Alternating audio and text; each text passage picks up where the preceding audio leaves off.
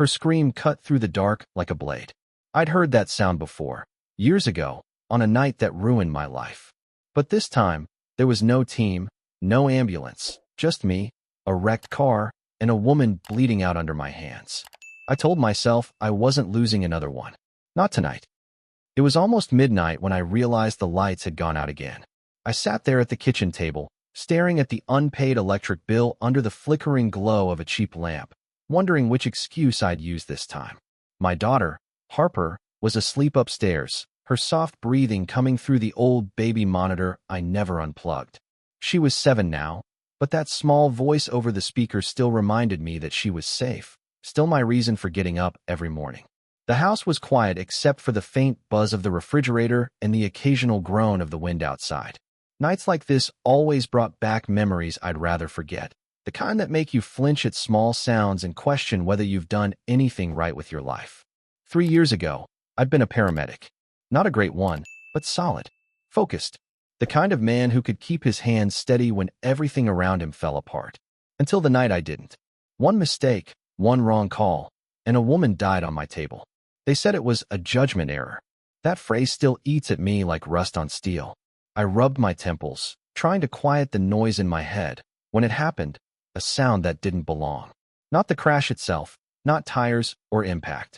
What I heard first was the silence that followed. It's strange how silence can have shape and weight, like the world itself pausing to decide what comes next. I froze, every muscle tightening. Then, in the distance, came the faint hiss of steam and the smell of gasoline carried on the wind. Without thinking, I grabbed my flashlight and jacket and stepped outside. The cold October air bit through the thin cotton of my shirt as my boots hit the gravel driveway. From the edge of my property, I could see the faint orange glow of firelight reflecting off metal near the highway.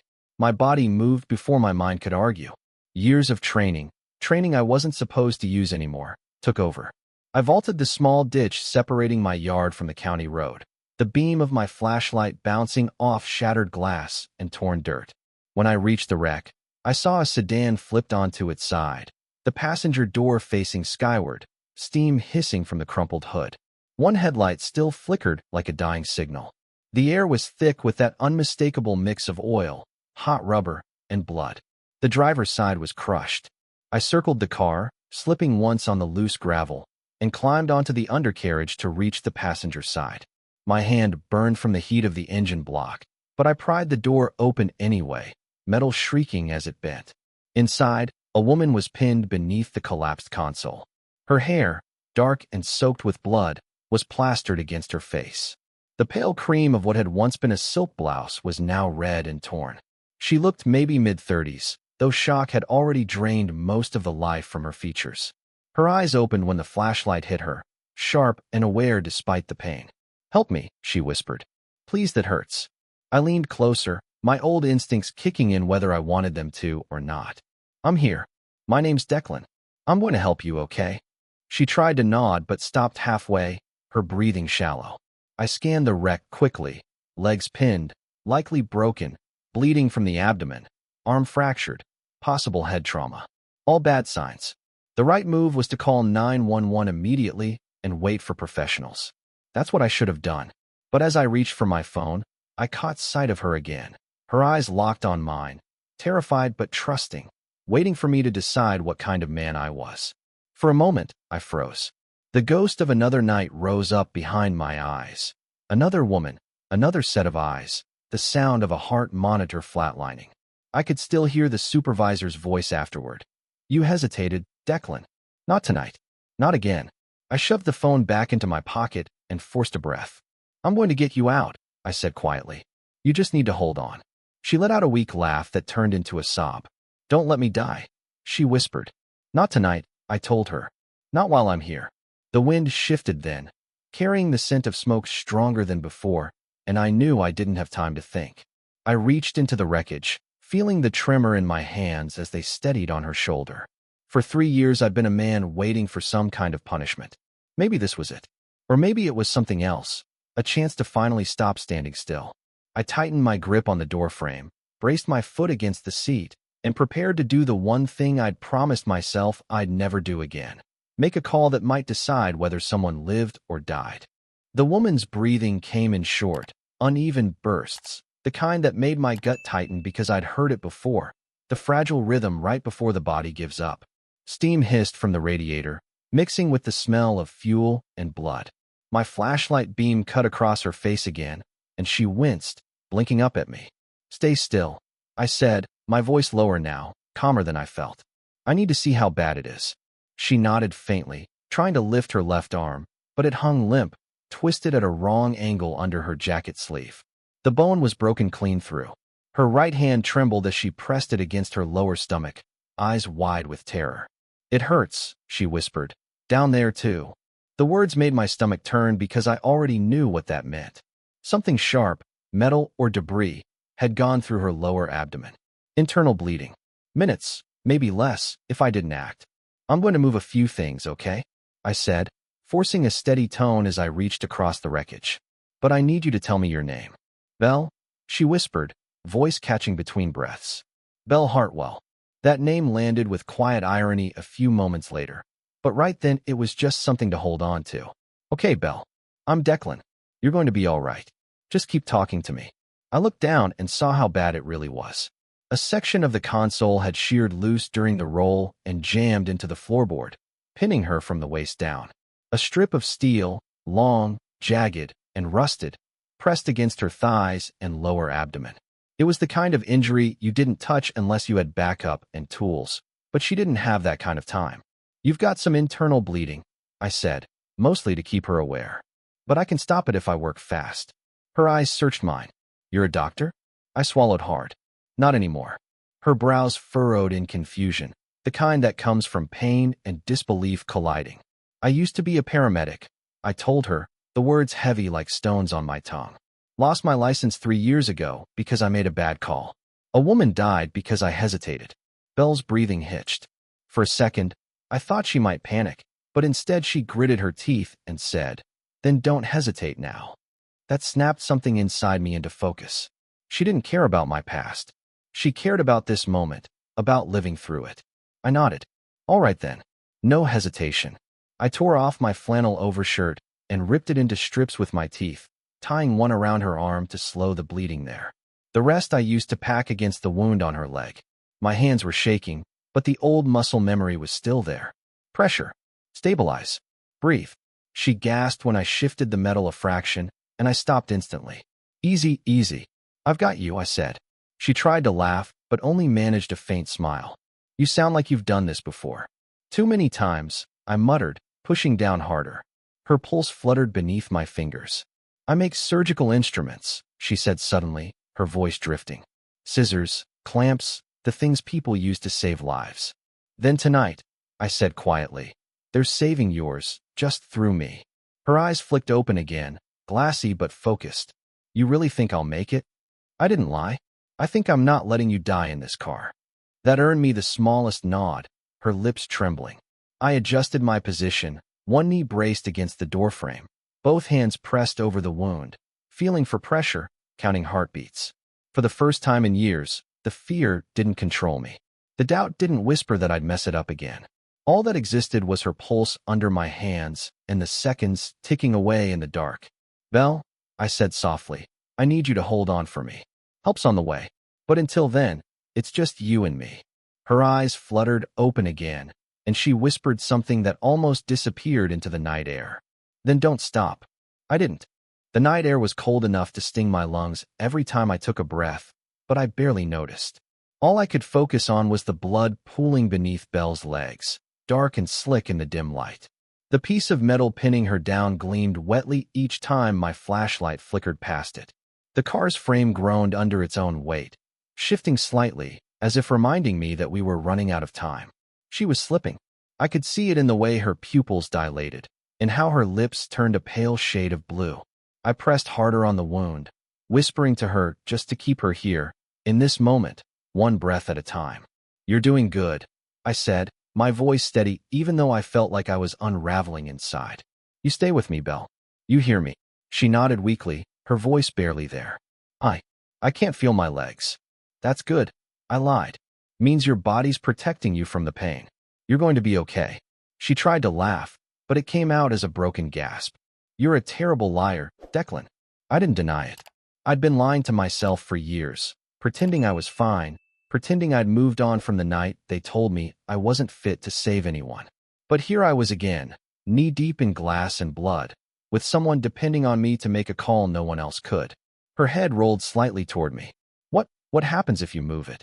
I hesitated, looking at the jagged steel beam wedged across her lap. If I move it wrong, you'll bleed out in seconds, I said. If I don't move it at all, you'll bleed out slower. Her eyes searched mine, wet with pain but sharp enough to cut through the haze. Then move it right. Those 3 words hit harder than any order I'd ever been given. Simple, clear, no room left for fear. I took a deep breath and nodded. Okay, on 3. She clenched her teeth. Don't count to 3. That almost made me smile. She was right. Nobody's ever ready when you start counting. I braced myself, one foot against the seat frame, both hands gripping the beam. Every muscle in my body tensed as I pulled. The metal resisted with a sickening creak, scraping against something solid. Then it gave, tearing loose with a sound like ripping fabric. Belle screamed, a raw, human sound that made my heart seize, but I didn't stop. I threw the metal aside and moved instantly to check the damage. Her pants were soaked through with blood, shredded by the metal. 2 deep puncture wounds, one in her upper thigh, one in her lower abdomen. Both bad, but not fatal. Not yet. Hang in there, Belle. You're still with me, I said, my voice shaking now as adrenaline burned through me. She was sobbing, trembling uncontrollably. It hurts so bad. I know. I've got you. I tore the rest of my shirt into strips, using my teeth when my hands wouldn't stop shaking. I packed the wounds as best I could, using pressure to slow the bleeding. Just keep breathing. Don't pass out on me. Belle forced her eyes open again. Why are you doing this? That question stopped me for a heartbeat. My shoulder ached, my palms were cut from the glass, and my chest felt tight. I looked at her, the blood on her face, the fear, the fight still flickering behind her eyes, and I said the first honest thing that came to mind. Because I froze once, I said quietly, and I promised myself I'd never do it again.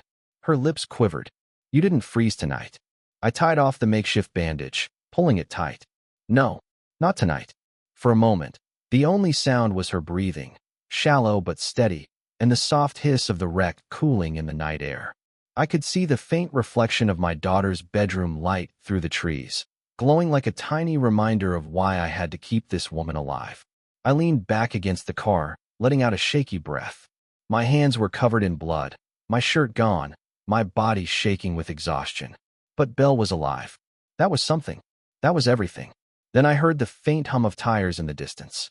Headlights, still far off, but approaching fast. Relief washed over me for half a second. Help, finally, until I noticed something wrong. No flashing lights. No siren. Just a dark SUV rolling slow down the county road. My gut clenched. Whoever that was, they weren't coming to help. At first, I thought it might be an off-duty cop, or maybe some trucker who'd seen the smoke. But the longer I watched that SUV crawl toward us, the colder my stomach got. No headlights. No hazard lights. Just 2 dim parking lamps and the low hum of an engine that sounded far too calm for a scene like this. Belle, I said quietly, leaning in closer, listen to me. Someone's coming, but I don't think it's help. Her eyes fluttered open. The SUV. Yeah. Her face changed. Not fear exactly, more like recognition. A kind of resignation I'd seen before in people who suddenly realized their luck had just run out. They found me, she whispered. Oh God, they actually found me. I crouched beside her, my pulse pounding so hard it drowned out the crickets and the ticking of the engine. Who are they? She swallowed, her throat working through the pain. I don't know exactly. I think, she winced, pressing a trembling hand to her side. They're connected to someone on my board. I told the auditors I found discrepancies. Someone didn't like that. So this wasn't an accident. She shook her head slowly. They hit me from behind. Twice. Forced me off the road. The SUV rolled to a stop about 50 yards away. 3 men got out, silhouettes framed by the weak glow of the remaining headlight. They didn't move like civilians coming to help. They moved with purpose, efficient, quiet, practiced. My instincts, the ones that never really went away, told me these men weren't here to check for survivors. I scanned the ground, looking for anything I could use. My flashlight beam fell on a tire iron half buried in the dirt near the front wheel. I grabbed it and stood, my shoulder throbbing, blood slick on my palms. "Declan," Belle whispered. "Please, don't let them near me." I stepped in front of the car, planting myself between her and the approaching figures. The flashlight in my left hand, the tire iron in my right. The men slowed when they saw me, surprised maybe that anyone else was here. The one in front, tall, maybe mid-40s, clean-cut in a way that screamed corporate more than criminal, raised his hand slightly. His voice was calm, almost polite. "Hey there, buddy. You can step aside. We've got this handled." "Yeah," I said, squaring my stance. "Because it sure doesn't look like you're with the paramedics." He gave a half-smile. "We're here to make sure the woman inside is taken care of. It's complicated, but this doesn't concern you." I tightened my grip on the iron, feeling the cold metal bite into my palm. "It does now." Behind him, the other two men spread out, one drifting toward the ditch, the other to the left. They moved with precision, like they'd done this before. My heart was hammering in my ears, but I forced my breathing slow. If I showed fear, it was over. "You don't understand," the lead man said, still keeping his tone friendly, almost bored. "You're just making this harder for yourself." "Yeah," I said, "people keep telling me that." For a second, nobody moved. The night hung between us, heavy and electric. I could feel the tremor in my hands, the weight of every bad decision I'd ever made pressing against my chest. But then I looked back through the shattered glass and saw Belle staring at me, her face pale, but her eyes alive. And suddenly, the fear didn't matter anymore. "If you want her," I said quietly, "you'll have to go through me first." The polite smile on the man's face disappeared. He sighed, almost like he was disappointed. Then he nodded once. "All right then." He gestured, and the other two moved in. They came at me fast, not like drunks or amateurs, but like men who knew exactly what they were doing. The first one charged straight ahead while the other two split wide, one flanking toward my right. I didn't think, I just reacted. Years of hauling lumber and swinging hammers had built muscles that didn't care about fear or reason. The tire iron connected with a dull, solid crack against the first man's shoulder. He grunted but didn't drop. I swung again, aiming for his head, but the second one was already on me, driving a fist into my ribs hard enough to knock the air out of my lungs. The pain exploded through my chest, and I stumbled back, gasping. "Big mistake," one of them hissed. I backed up until my legs hit the overturned car, forcing myself upright, trying to get between them and Belle. My flashlight had fallen somewhere in the dirt, its beam now pointing uselessly at a patch of grass. The darkness made everything feel tighter, smaller, more dangerous. Belle's voice came from behind me, weak but desperate. "Declan." I didn't look back. "Stay down," I shouted, raising the tire iron again. The tall one, the leader, hung back, watching, evaluating. He didn't seem in a hurry, like he already knew how this was going to end. "Step aside," he said again, his tone colder now. "She's not your problem." "Yeah," I said, my voice rough. "She's someone's problem, though, isn't she?" The smirk that followed told me everything I needed to know. The second man lunged again. I ducked, felt his fist graze my shoulder, and brought the tire iron up in a wild upward swing. It caught him across the jaw with a wet crack that made him stagger back, cursing. My chest was burning, every breath a struggle, but I couldn't stop. The first man recovered and tackled me low, driving me into the dirt. We rolled, his hands going for my throat, his weight crushing the air from me. The smell of gasoline filled my nose as I struggled. My hand found a rock, sharp-edged and cold, and I jammed it into his temple just hard enough to make him flinch. I shoved him off, coughing, clawing my way upright again. My arms shook. My vision blurred. I knew I couldn't keep this up. And then, from behind me, a scream. Raw, furious, not of fear, but rage. Belle. She'd somehow dragged herself halfway out of the wreck, her body trembling, her broken arm hanging uselessly at her side. In her good hand, she gripped a jagged strip of metal, the same one that had been impaled in her minutes ago. She swung it with all she had left, catching one of the men across the back of his leg. He went down hard, howling in pain. "Run," she yelled, her voice breaking. "Just run." But I couldn't. Not again. I lunged for the tire iron, grabbed it, and swung low. It connected with the second man's knee, the sound of bone cracking loud in the dark. He fell sideways with a strangled curse. The tall one finally moved. His hand slipped into his jacket, smooth and practiced, and I saw the flash of a gun. For half a second, everything slowed. The muzzle came up, not toward me, but toward Belle. There wasn't time to think. I moved on instinct, throwing myself between them just as the gun went off. The sound shattered the night, louder than thunder. The impact hit me like a sledgehammer to the shoulder, spinning me around and dropping me to the ground. Heat and numbness spread down my arm. Somewhere in the blur, I heard sirens, real ones this time, growing louder. The tall man looked toward the sound, cursed under his breath, and gestured to the others. They limped toward the SUV, dragging the wounded one, and within seconds they were gone, swallowed by the dark road. I tried to sit up, but the world tilted sideways. My shoulder was on fire, the blood warm and sticky against my chest. Belle's face appeared above me, pale and streaked with dirt and blood.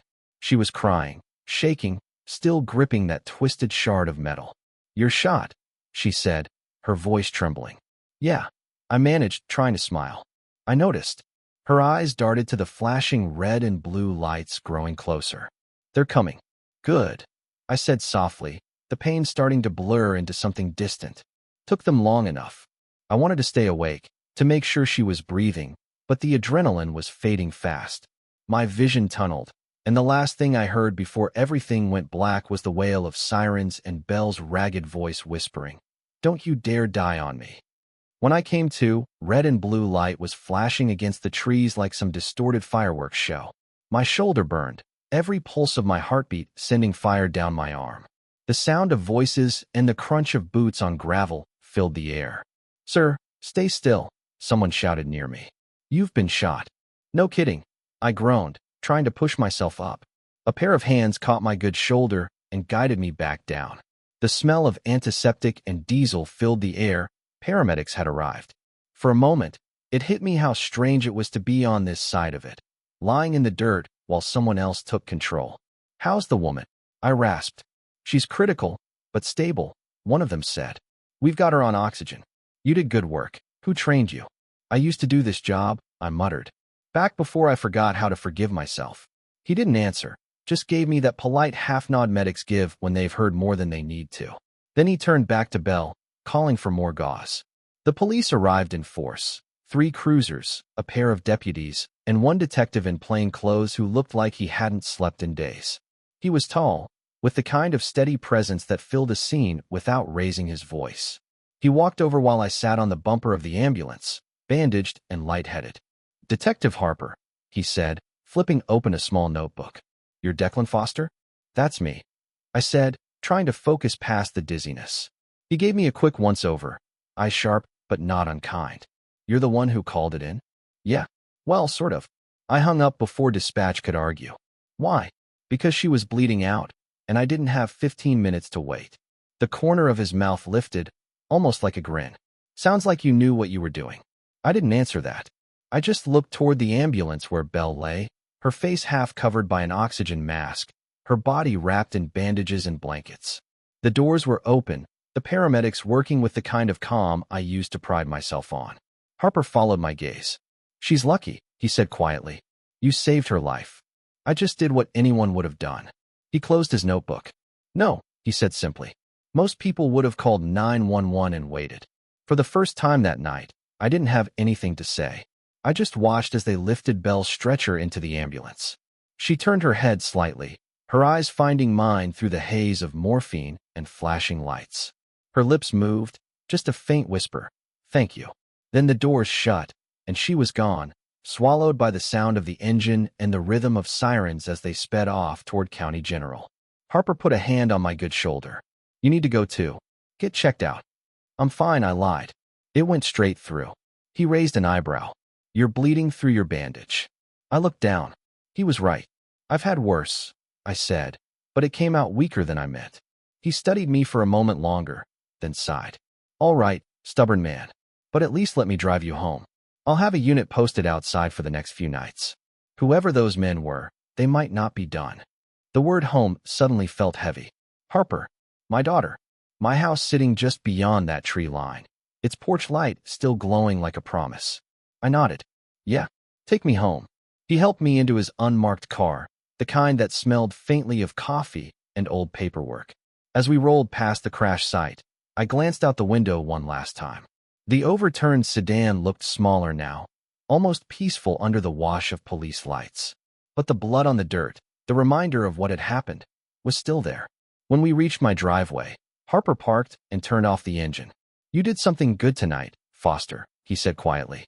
"Don't let anyone tell you different." "Good doesn't usually hurt this much," I said, half smiling. He chuckled, then opened his door. "That's how you know it matters." I climbed out slowly, the pain in my shoulder throbbing with each movement. Harper watched as I limped up the steps and fumbled with my keys. Inside, the house was still. The baby monitor on the table blinked softly. Upstairs, I could hear the steady rhythm of my daughter's breathing. Safe, untouched by all of this. I stood there in the doorway, half-light from the kitchen spilling across the floor, and felt the first real wave of relief wash over me. For the first time in 3 years, I hadn't failed someone. I hadn't frozen. And God, that felt like something close to redemption. Morning light came in soft through the blinds, that faint gray kind that makes everything look colder than it is. I woke up in the recliner downstairs with my arm in a sling and my shoulder throbbing like it was keeping time with my heartbeat. The living room still smelled faintly of antiseptic and burnt coffee. My mind was foggy, but the memories from the night before hit me in pieces. The crash, the blood, Belle's voice, the gunshot. Then came the sound I'd been waiting for all night. The creak of the floorboards upstairs and the soft shuffle of small feet. "Daddy," Harper's voice. I sat up too quickly, pain shooting down my arm. "I'm here, sweetheart," I called, trying to make my tone light. She appeared at the bottom of the stairs, still in her pajamas, her hair tangled from sleep. When she saw the bandage on my shoulder, her eyes went wide. "What happened?" I forced a small smile. "There was an accident outside last night. A woman got hurt, and I helped her." Her brow furrowed in that serious way only 7-year-olds can manage. "You got hurt too." "Yeah," I admitted, "just a little. Nothing I can't handle." She came closer, her tiny hand reaching out to touch the edge of the bandage with the kind of gentleness that always gets to me. "Does it hurt?" "Some," I said, "but it was worth it. She's alive because of what we did." Her head tilted. "We?" "Yeah." I nodded. "You kept sleeping. You stayed safe. That let me focus on helping her. So we did it together." She thought about that for a moment, her face scrunched up in concentration. Then she nodded slowly. "I like that." I smiled for real then, a small, tired kind of smile that still felt good. "Me too." We sat together for a while, her curled up beside me on the chair, the morning light warming the room. For the first time in a long time, I felt still. Not empty, not broken, just quiet inside. Eventually, she asked, "Can we meet her? The lady you helped?" "Maybe when she's better," I said. "Would you like that?" She grinned. "Yeah, I want to meet someone brave enough to make my daddy bleed." That one made me laugh. A full, honest laugh that surprised me. "She's pretty brave," I said. "You'd like her." When she was done with breakfast and settled with her cartoons, I stepped outside. A patrol car was parked at the end of the driveway, its engine idling quietly. Detective Harper had kept his word. The air smelled of damp earth and gasoline, and out past the oak tree, I could still see the churned soil where the sedan had hit. The tow truck had taken the wreck away, but the marks on the ground remained, tire grooves, broken glass, and a stain that the rain hadn't yet washed out. I stood there for a long time, looking at it. Part of me wanted to forget every second of it. Another part knew I never would. A soft breeze moved through the trees, and for the first time in years, I didn't feel like a ghost in my own life. I'd acted. I'd done something that mattered. I turned back toward the house, where Harper's laughter echoed through the open window. That sound, light and careless, was enough to steady me again. Maybe peace didn't mean quiet. Maybe it meant truth.